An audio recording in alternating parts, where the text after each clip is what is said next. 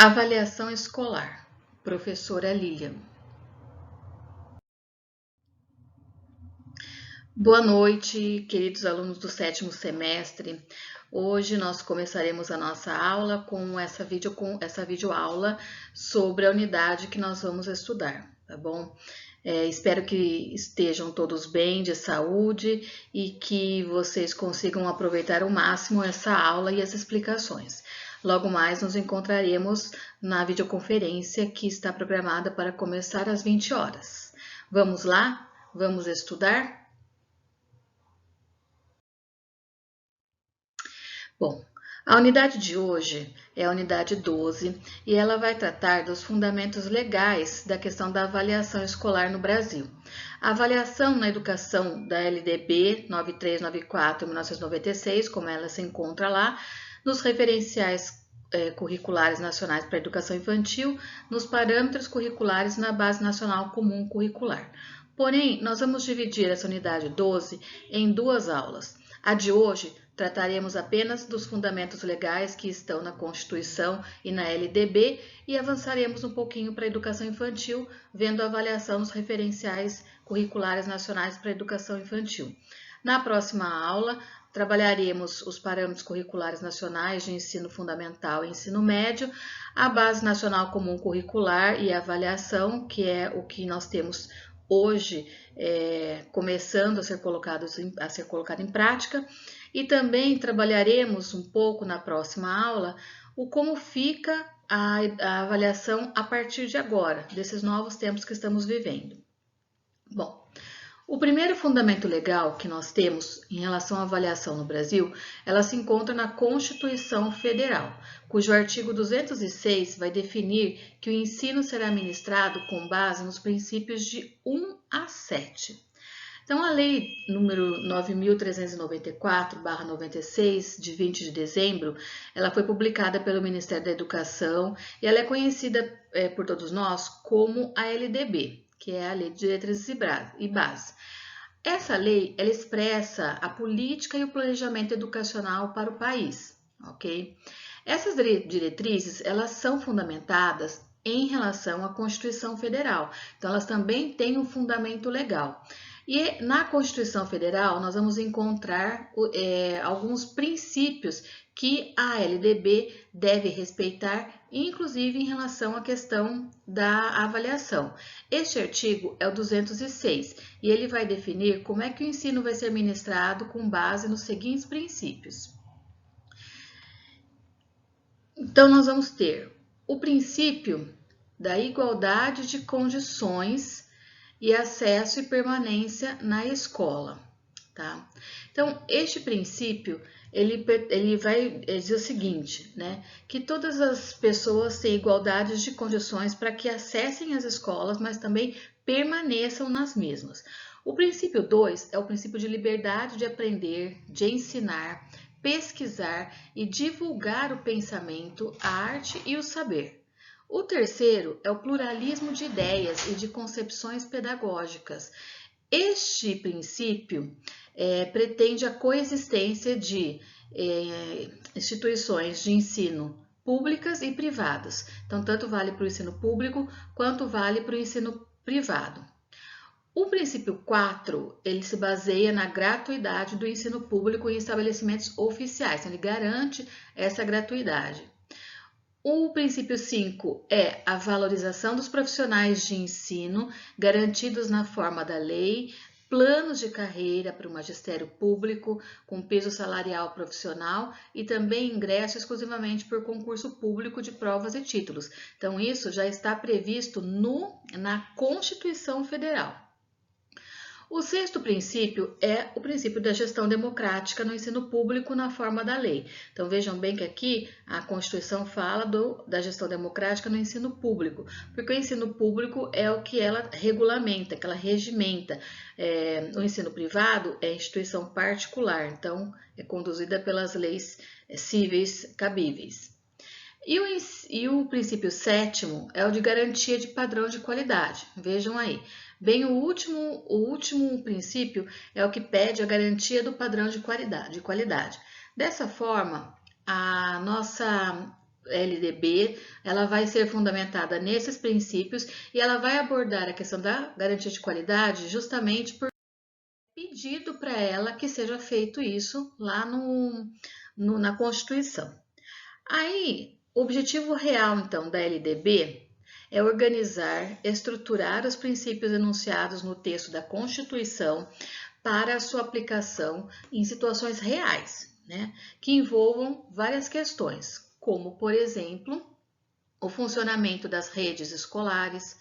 Então, a LDB ela vai trabalhar sobre como vai funcionar as redes de escola, como é que vai ser a formação de especialistas e docentes, como é que vão acontecer as condições de matrícula e aproveitamento da aprendizagem, a promoção dos alunos, como é que vai acontecer a captação de recursos financeiros, materiais e técnicos, além dos recursos humanos, para o desenvolvimento do ensino, bem como a participação do poder público e da iniciativa particular no esforço da prática educacional, tanto superior, né, quanto da educação básica.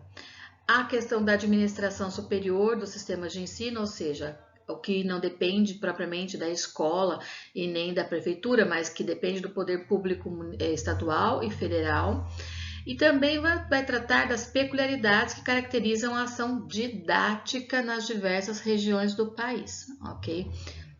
A questão da distância, né, de um lugar para o outro, as especificidades temáticas e regionais, etc.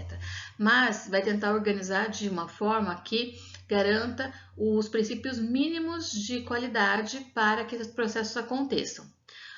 Outra questão que vai passar pelo campo da avaliação na LDB, porque como nós já vimos, a avaliação é uma questão complexa, ela não trata só de instrumentos, mas ela trata de contexto também, trata de metodologia, trata de projeto político, pedagógico da escola, etc., é que a avaliação na LDB, e a LDB faz isso, ela considera a multiplicidade de realidades do país, sendo que ela mesma é só uma lei indicativa e não resolutiva das questões do dia a dia. Portanto, a LDB ela vai tratar de questões da educação de forma ampla, sendo que o detalhamento do funcionamento dos sistemas, de cada sistema, eles vão ser, esses detalhes vão ser objetos de decretos, de pareceres, de resoluções e portarias específicas do Estado ou da cidade das quais as escolas fazem parte. Assim, partindo desses pressupostos, a LDB ela não pode deixar de discutir a questão da avaliação, que como nós vimos, a avaliação ela perpassa todo o processo de ensino, então ela vai precisar ser tratada inclusive na LDB.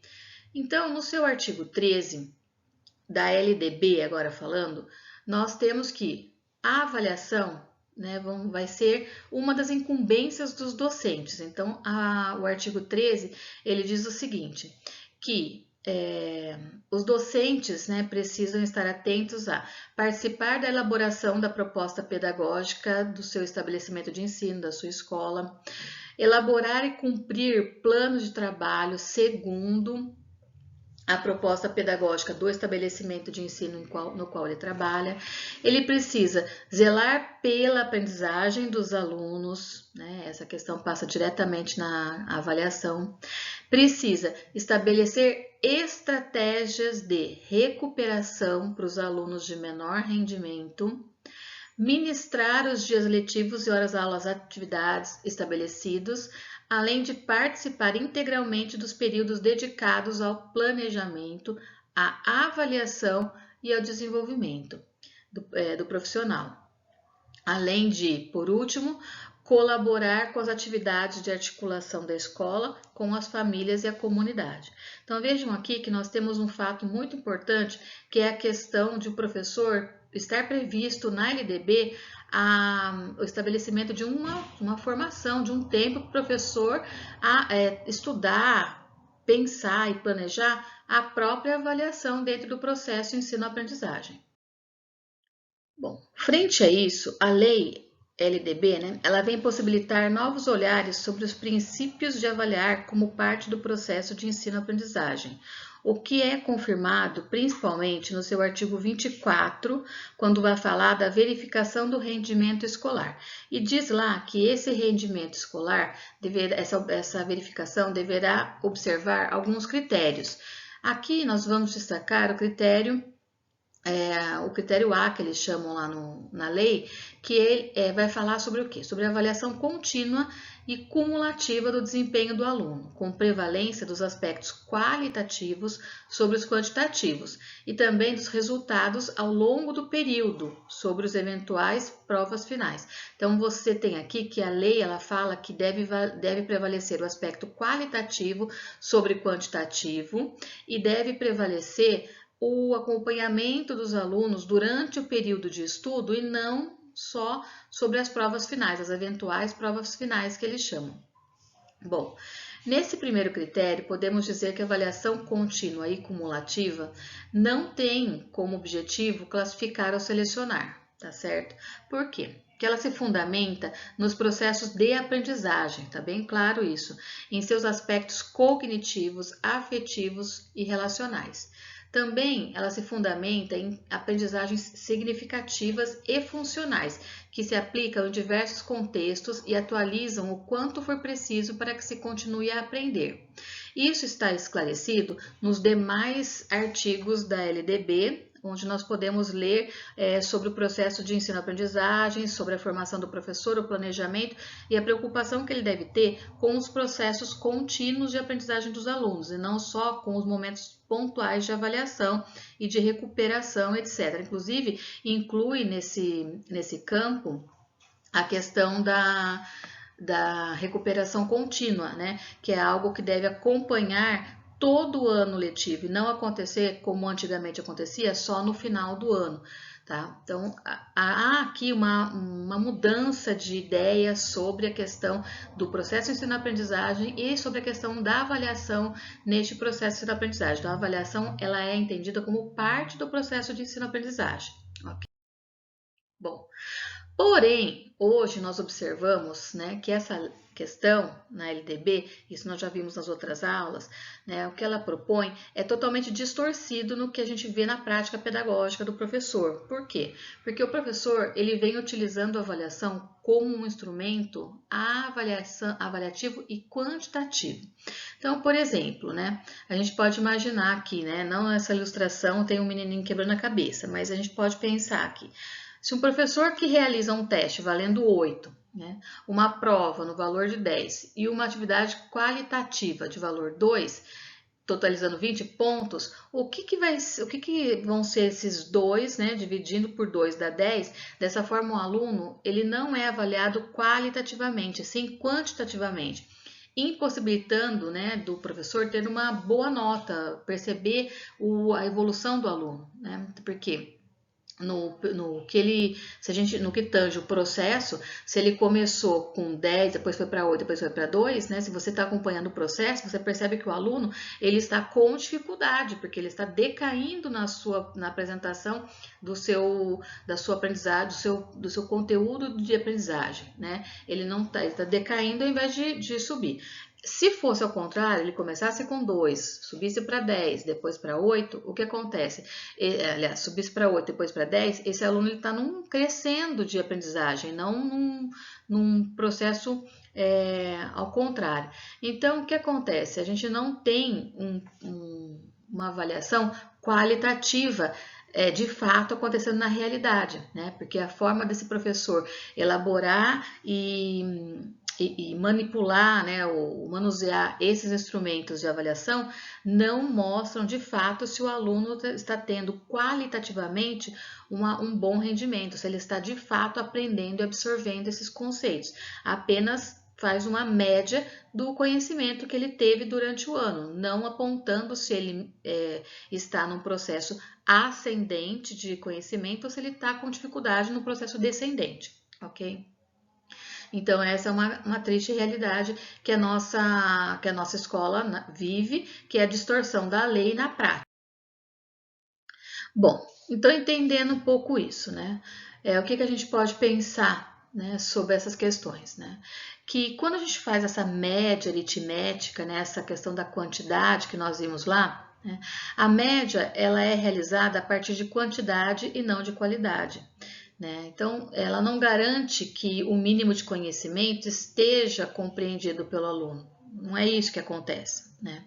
Então, para alguns estudiosos da avaliação no Brasil, que nós já conhecemos, inclusive por nome, né, a Maria Santisteban, Jussara Hoffmann e Cipriano Lucchesi, essa prática se torna a avaliação nas mãos do professor um instrumento disciplinador de condutas sociais, na verdade, utilizando a prova como controle e critério para a aprovação dos alunos, buscando controlar e disciplinar e retirando deles, né, muito da espontaneidade, da criticidade e da criatividade, porque cobra, né, marca momentos para cobrança e ainda manipula este processo de aplicação, transformando esses momentos de avaliação e os alunos, né, em cordeiros do sistema autoritário e antipedagógico que nós temos, né. Para Lucchesi, especificamente, a maioria das escolas com o ensino regular, infelizmente, utiliza a avaliação como instrumento de classificação ainda, tá? Então, como produto final e não como um processo de aprendizagem, verificando, mediando a capacidade dos alunos durante todo o processo, durante todo o ano, por exemplo, e mostrando se o aluno realmente aprendeu ou não alguns conteúdos propostos pelo professor, e ele fica focado só na nota que esse aluno está tirando, e não no processo que ele teve de compreensão deste conteúdo. De qualquer forma, impossibilita o aluno de progredir ou se desenvolver verdadeiramente, tá bom? Já a Jussara Hoffmann, né, ela disse que essa é uma postura de avaliação puramente tradicional, uma vez que classifica o aluno ao final de um período, reprovando ou aprovando, o oposto a um significado de comprometimento do professor para que o crescimento e aprendizado do aluno de fato aconteça, né? E Esteban ainda afirma o seguinte, que a avaliação escolar, nessa perspectiva excludente que nós vimos agora, acabamos de ver no exemplo, ela seleciona as pessoas, né? Ela vai selecionar pessoas, culturas, processos de conhecimento. Ela vai desvalorizar os saberes, ok? Ela vai fortalecer a hierarquia que já está posta, né? Uma hierarquia que já acontece aí e a gente não tem como... A gente tem como, na verdade, né, reverter isso, mas o que a gente observa na prática, em grande escala, é que os professores ainda continuam fazendo isso. Porém, né, o nosso foco aqui é saber na legislação o que é que está acontecendo. Então, aqui eu fiz um contraponto em relação à prática, porque vocês normalmente me perguntam sobre, mas não é isso que a gente vê, Lília, não é isso que a gente viu em estágio, porque de fato o que acontece, né? A gente tem um distanciamento entre a questão da teoria e da prática, como eu acabei de apresentar para vocês, tá? Mas voltando à questão da legalidade, né, até para a gente entender assim, o que deveria estar sendo feito, que não está fazendo e que já está previsto na legislação, né, a LDB, a Lei de Diretrizes e Bases da Educação Nacional, ela destaca 3 grandes eixos que estão diretamente relacionados à construção do projeto pedagógico para a melhoria da qualidade de ensino.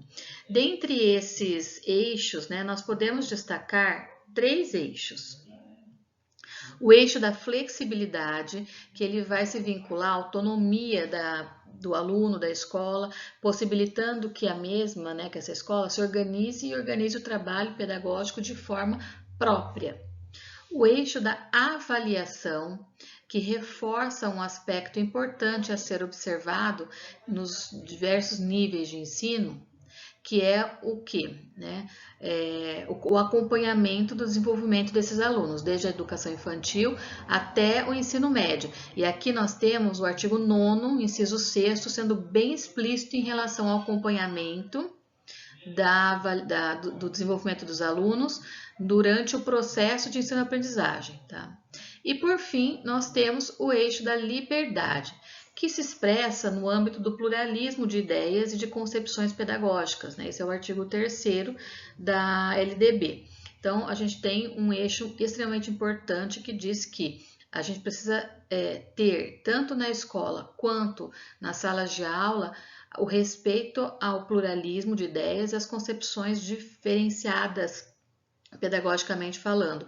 Por isso que nós podemos ter no mesmo sistema de ensino, por exemplo, o sistema de ensino particular, escolas trabalhando de diversas formas diferentes, com metodologias diferentes, a partir de tendências pedagógicas diferentes, ok? Então, tudo isso está contemplado na LDB e tudo isso infere diretamente na questão da avaliação, tá bom? Então, considerando esses três grandes eixos, a LDB vai reconhecer na escola um importante espaço educativo e nos profissionais da educação uma competência técnica e política que os habilita à elaboração do seu projeto político-pedagógico. Então, a questão do projeto político-pedagógico, ela perpassa muito a questão da avaliação, tá? Nessa perspectiva, a lei ela vai ampliar o papel da escola diante da sociedade, colocando a escola como centro das atenções das políticas educacionais mais gerais e vai sugerir o fortalecimento da sua autonomia. Tá? Quando a escola tem capacidade de construir, de implementar, de avaliar o seu projeto pedagógico, ela vai propiciar uma educação de qualidade e vai exercer a sua autonomia ao mesmo tempo. Ao exercer a sua autonomia, que fala aqui nesse item, a escola consciente de sua missão, ela vai passar a operacionalizar um processo compartilhado de planejamento e também responder por suas ações e seus resultados, tá bom? Nesse sentido, constatamos que a avaliação ela vai estar envolvida o tempo todo, né, no cotidiano da escola, mas principalmente vivenciada pelos grupos que estão trabalhando na escola e lá nos grupos todos também são avaliados. Tá? Nesse sentido, avaliar, né, significa realizar ações como organizar, fazer análises mais precisas da evolução, da sua própria evolução e da evolução dos alunos, comparar tarefas que foram realizadas, não comparar no sentido de esta melhor, esta pior, mas não, né, comparar no sentido de que qual tipo de atividade que foi mais bem desenvolvida pelos alunos, por exemplo, que surtiram mais efeito, que surtiram mais resultados de aprendizagem, né? Estabelecer relações entre respostas, né? Assim ela vai poder passar a ter uma ação crítica e transformadora em que o professor acompanha o seu grupo, investiga, observa, reflete sobre a criança, sobre o grupo mesmo, sobre a sua prática e sobre a instituição. Essa reflexão sobre tudo isso e o poder de rever todos esses processos é o que a gente chama de avaliação, tá bom? Na medida em que tudo que avaliamos não é visível a olho nu, isto quer dizer vai além, né,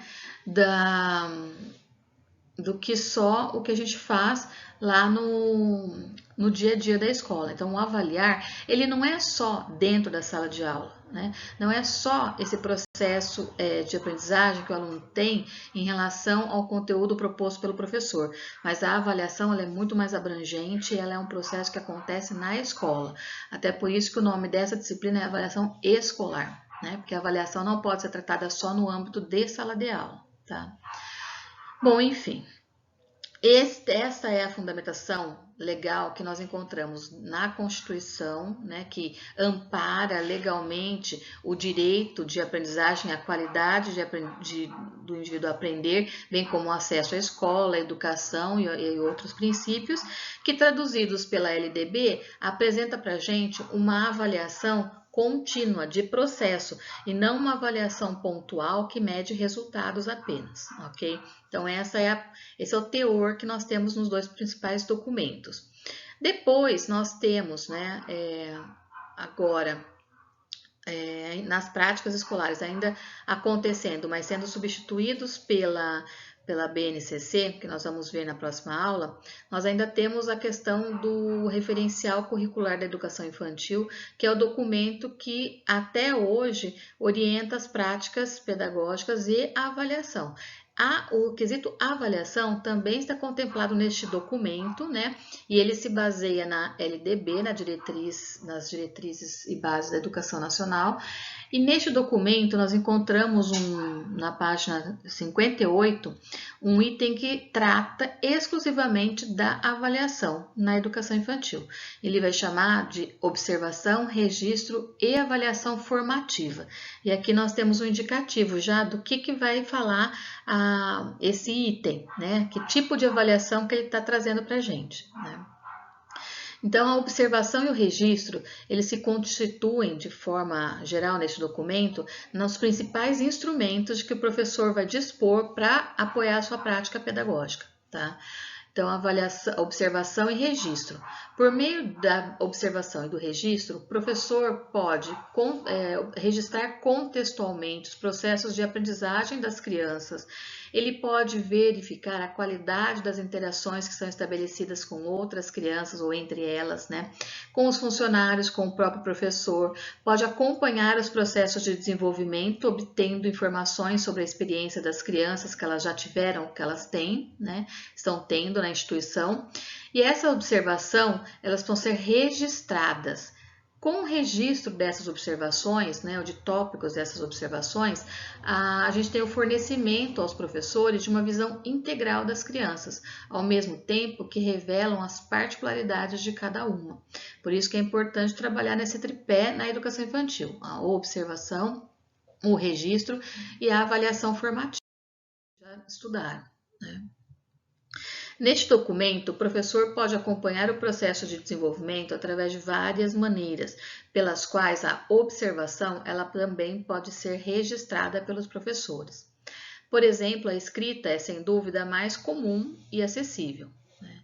O registro do professor ele precisa ser, de certa forma, diário, registros de suas observações, das suas impressões, de ideias que aconteceram no dia de aula, né? Pode compor um rico material de reflexão, ajudando o professor no seu planejamento educativo e no seu replanejamento, né? Que é o mais importante, rever as suas ações. Outras formas de registro, né, também das observações também podem estar sendo feitas através de gravação de áudio, fotografia, né, produção das crianças ao longo do tempo e etc., né? Neste documento, que é o referencial curricular da educação infantil, a avaliação é entendida prioritariamente como um conjunto de ações que auxiliam o professor a refletir sobre as condições de aprendizagem oferecidas, ou seja, sobre o que ele está promovendo para as crianças poderem aprender, e eles podem ajustar a sua prática às necessidades colocadas pelas crianças. Então, aí a gente tem um espaço para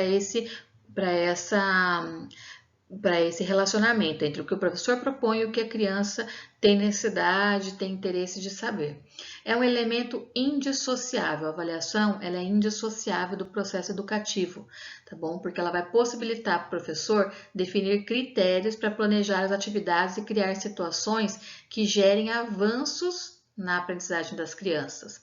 A avaliação tem como função acompanhar, orientar, regular e redirecionar esse processo de ensino-aprendizagem como um todo, ok? Por isso que ela é avaliação formativa, porque ela acompanha o... Enfim, a avaliação neste documento também está colocada como, além de formativa, sistemática e contínua, tá? A avaliação, ela vai ser um instrumento para que a instituição possa estabelecer suas prioridades para o trabalho educativo, identificar pontos que necessitam de maior atenção e reorientar a prática, a sua prática e a prática da escola, definindo o que avaliar, como e quando, tá? Em consonância com os princípios educativos que ela elege. Para que se possa constituir um instrumento de fato voltado para reorientar essa prática educativa, a avaliação deve se dar de forma sistemática e contínua, tá? Não pode ser pontual e só em alguns momentos, tendo como objetivo principal a melhoria da ação educativa. O professor que esteja ciente, né, do que pretende, dos seus objetivos e suas metas com as crianças, né, ele vai poder selecionar determinadas produções das crianças ao longo de um período. Para quê? Para obter mais precisão e informações sobre a sua aprendizagem, sobre como está acontecendo a aprendizagem no dia a dia. E os pais também têm o direito de acompanhar o processo de aprendizagem de suas crianças, ok? Se inteirando dos avanços e conquistas, compreendendo os objetivos e as ações desenvolvidas pelas instituições. Por isso, quando a gente fala que a avaliação é sistemática e contínua, e a gente dá a relevância para a questão da observação e do registro, é para que a gente possa, através dos registros selecionados e escolhidos pelo professor, comunicar a essas famílias, a esses pais, como é que as crianças estão se desenvolvendo, qual que é o percurso que ela está traçando, né? Bom, enfim, né, chegamos ao final dessa reflexão, mas o que a gente pode perceber é que nós temos aí, em termos de lei, de legislação, um conceito bastante claro de avaliação formativa, aquela que acompanha o desenvolvimento e o processo do ensino-aprendizagem e que possibilita ao professor vários momentos de estar revendo, estar replanejando as suas ações para que a educação seja de fato de qualidade. Né? Então, acho que a questão da educação, da avaliação, né, nos documentos e também na prática, até a educação infantil, eu acho que é algo assim um pouco menos complicado. Né? Nas próximas aulas, ou na próxima aula, nós vamos tratar nesta mesma linha sobre a questão da avaliação nos parâmetros curriculares nacionais. Aí nós vamos ver a avaliação no fundamental e no médio, como é que é proposta pela lei, e a gente vai pensando como é que a gente vê acontecer. A gente vai tratar da avaliação na base nacional como curricular, que é o documento que está hoje sendo colocado em prática pelas escolas. Elas estão ainda em momento de adaptação e mudança, por isso nós estamos trabalhando todos os outros documentos, né, porque ainda estamos desenvolvendo a nossa prática, a nossa avaliação a partir da regulação dos documentos anteriores à Base Nacional Comum Curricular. Daqui uns 2 anos, basicamente, no máximo, toda a nossa prática vai estar voltada para a BNCC. Então, vamos ver como é que essa BNCC mostra para a gente a avaliação e o processo. E, a partir de uma videoconferência que eu assisti, que eu participei essa semana, eu vou trazer para vocês alguns pontos do que muda hoje na avaliação para a educação básica. Ok? Então, para o nosso estudo de hoje, era essa a mensagem que eu queria trazer para vocês, eram essas informações. A gente vai continuar estudando esse assunto, então, na próxima aula, ok? Boa noite, pessoal, muito obrigada pela participação até esse momento.